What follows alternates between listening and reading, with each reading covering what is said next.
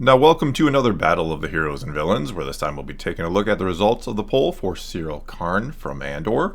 We'll then be discussing and comparing those results against all the other characters we've done thus far, before I then read and respond to some of the comments left on the poll. But before we get to that, you can already nominate and or vote for which character we do next. You just gotta head down and respond to my pinned comment below with a character name, or vote with a thumbs up if the one you'd like to see is already listed. Whatever single comment gets the most votes in the next 24 hours or so will be the winner and the character we do next. Alright, and now on to the results, where we'll see that 26% of voters thought that Syril Karn was an A tier character, 48% or nearly half gave him a B, 15% then went with a C, which left 5% to give him a D, and a final 6% to give him an F.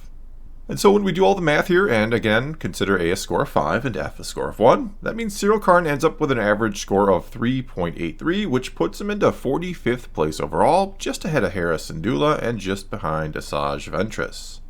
And I really wasn't all too sure where Syril would finish in this one. Could have seen this one going a lot of different ways, considering a lot of people seem to like the character and hate him at the same time. A lot of people also pointed out that we haven't seen a ton of him so far, so does he really deserve to be an A tier character? Does he deserve the same grade as some of the truly iconic characters of Star Wars? Yet at the same time, if the character is indeed that damn good, despite how much or how little of him we may have gotten, doesn't he deserve the grade to match? And so to start the discussion around the character, let's move on to some comments, but not before once again just saying thank you to everyone who votes, comments, or watches these or any of my videos. It is all greatly appreciated.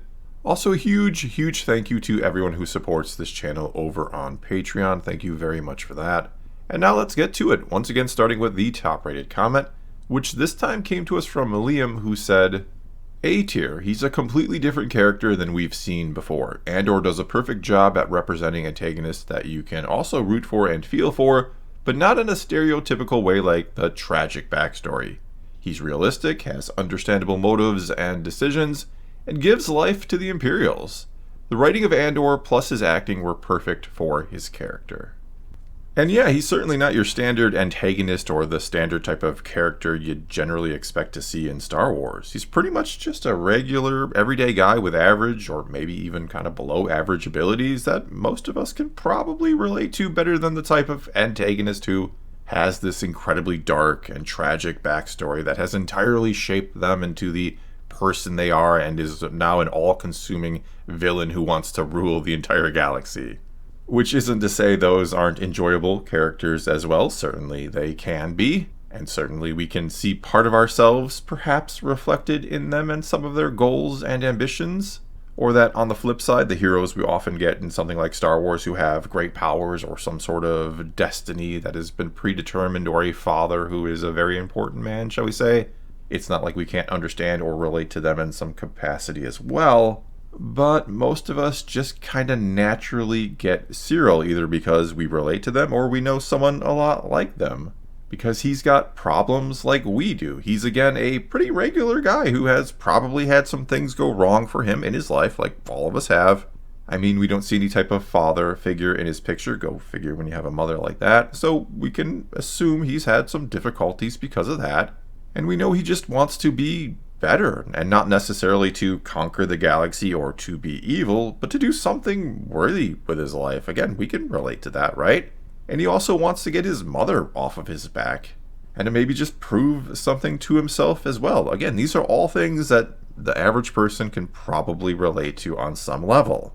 And now let's move on to this one from Joshua Wells, who said, a great example of someone not entirely evil who dutifully served the Empire. He just wants to do his job and not slack off like the rest of his colleagues. Did he go too far? Yes. If he didn't, how would the show have gone? And I know the saying or response that I was just following orders isn't exactly the best one ever to justify being part of an evil regime or just kind of doing horrible things under an evil regime. But I'd wager the average soldier or officer or engineer or whatever it might be in the Empire, they probably don't know just how bad the Empire really is. They likely thought they were doing some good when they joined up in a lot of cases. They no doubt still feel like they're doing good in a lot of cases, like Syril certainly believes he's doing good. And they probably, a lot of them, don't care that much because they're just trying to get through life too, and they're sort of buying into the propaganda that is constantly being fed to them. Again, this isn't to justify all of their actions. Some of them are probably really enjoying being a part of the Empire because they do get to do some pretty bad things. But considering Syril is just looking for Cassian because, yes, Cassian murdered 2 people. No matter what the reason he did it, especially from Syril's point of view, he still wants to bring him to justice to make sure this crime doesn't get overlooked and that the perpetrator of it doesn't go unpunished. He is motivated by justice in this case. And I mean, especially out of context, if we personally didn't know the importance of a character like Cassian, how important he was going to be to the rebellion and the destruction of the Death Star eventually, and if we maybe didn't know just how bad the Empire is, if we just took what happened at face value, as Syril of course is or has to, who exactly would we or should we be rooting for in this scenario? The murderer or the one chasing him? Alright, and now on to this comment from Camille Valter, who said, "He is so unusual for a Star Wars character. I feel for him, I despise him, I wish him to succeed, but at the same time I want him to suffer even more. He is so complex. We are shown what makes not a particularly bad person become a supporter of an evil regime, and I think Kyle Solar did a great job, as well as the writers and directors, of course." And that kind of goes along with what I was just talking about. It's not like he's truly the bad guy in the story. It's not like he's in the wrong here, is he? Yes, we know he's wrong for working for the Empire or wanting to work for the Empire because we fully understand they're an evil regime and know things about them that he never could or that the average person in the galaxy never could or would. And no, not that ignorance is again a great excuse necessarily, but again, he's just trying to catch a killer and do something of note with his life at the same time. He's trying to belong somewhere, and it's really hard to fault him for that. You almost want to see him succeed because you feel bad for him. You feel bad that he seems like someone who probably gets in his own way a lot of the time. And that, in general, no one seems to want to take all too seriously, despite him having the best of intentions. He kind of reminds me, and others pointed this out as well in their comments, but he kind of reminds me of that person you have at, well, pretty much any job, but usually at a kind of crappier job. He's the employee who takes it way more seriously than anyone else does, who follows all the rules to the letter and will even probably tell on you when you don't. I mean, sure, you can find them annoying and ask why do they care so much about the job to the point where they will make kind of enemies or adversaries out of their fellow employees. Yet at the same time, somewhere in the back of your mind perhaps, you kind of realize or know they are in the right. As annoying as they usually are, they are following the policies laid forth by the job and in a sense, doing what is right while you probably aren't. And I don't know, he just kind of reminds me of that type of person. Alright, and next up we have this comment from B Matrix who said, "A perfect example of how to show the audience everything they need to know about a character and why they are the way they are without telling us. I love his sadistic mother and his desperate need to prove himself. What a great character." And that's an excellent point and one of the best things about the character. Never does he kind of sit us down and give us, or another character in the series, a sob story about how bad his life has been to explain why he is the way he is. Yes, there are moments, sometimes when eating a bowl of cereal or when just kind of staring out a window, that the story sort of overtly tells us there's a lot going on in that head of his, and that it's probably not good stuff that he's reflecting upon. A lot has no doubt gone wrong in his life or flat out been difficult, but again, that's how life is for all of us. And so we're then allowed to figure out who this character is and what they're all about by ourselves without being expressly told. And along with this, we're also not told how to feel about him then. We're sort of artificially made to feel sympathetic or empathetic because he did go through this tragic backstory. Instead, it's completely up to us, based mainly off his actions in the story alone, and yes, those glimpses of his life with his mother, which allude to a difficult childhood, of course. But it's still completely up to us to sort of look at him and his actions as is, without greater context, and to judge him and try to figure out if we should root for this guy in some way, or if we should be rooting against him, or what we should be doing. And despite being or wanting to be with the Empire, it's again not so clear-cut how we should feel. So many comments said something like this, that I really don't like him, yet at the same time I'm kind of rooting for him and I kind of do like him.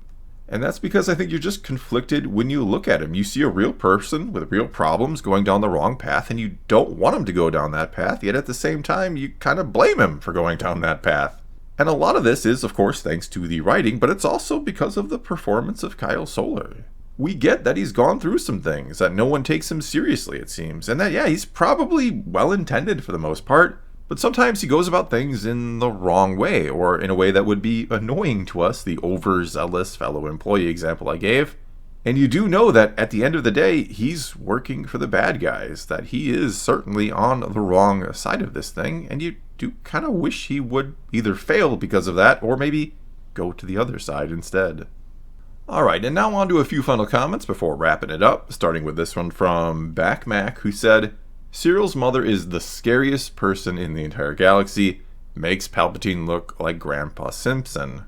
Then there's this one from Classic Max Reviews, who said, what was more fascinating about Syril was he was an intensely real character. He wasn't someone's self-insert or an idealized cardboard cutout. He is, for a lack of a better term, something of a dweeb and a screw-up, yet he is so relatable for exactly that. Then there's this one from Jerry Hazard, who said, he was great, well written, and expertly acted. I loathed him as I watched his story unfold, which is good. He's a great antagonist, and it's great watching his fuse slowly burn towards the explosion when he reaches his goal. Also here have this one from Lee Walker, who said, B. I remember after episode 3, there were lots of videos speculating what would happen to him next. Would he double down and go all in on the Empire, or would he end up becoming part of the rebellion? I think this was because he was written and acted to be a somewhat sympathetic, relatable antagonist that we were interested to see more of. However, after episode 3, he seemed to be swept along by the plot rather than shaping it. Looking forward to seeing what happens to him next in season 2. We then move on to this one from Peter, who said, I think he is a great antagonist, not someone who curls the mustache, but rather simply has a particular set of values and a very real motivation. I feel like he is someone that we could see in everyday life or have known. He also has more than one note, and the scenes with his mother are just amazing. And finally here we have this one from Jet Blast, who said, Syril is an interesting character study, and while he may not be the most unique character ever conceived in Star Wars, he certainly brings something new to Star Wars that I don't believe we've seen before. He's a lost soul who desperately wants to fit in, to serve, but he just can't get out of his own way. He might be the first nerd in Star Wars. The dynamic with his mother is also something new and unique to Star Wars. He's a walking, breathing case study in Freudian psychology, and like all the other characters in Andor Season 1, it's the quality of the writing and Kyle Soller's acting that makes it work so well. I know we've spent so little time with these characters compared to others, but I have to grade the work that was put out before me. He's another A from Andor for me. Well, that's going to be all I got for you this time. Now it is your turn to take to the comments below and tell me what you think of Syril Karn, or what I or anyone else had to say about him here in this video. Or you can always nominate and or vote for which character we do next. You just got to respond to that pinned comment below, or vote with a thumbs up if the one you'd like to see is already listed. But whatever you choose to do, leave a comment below. Let's talk some Star Wars. And until next time, thanks for watching.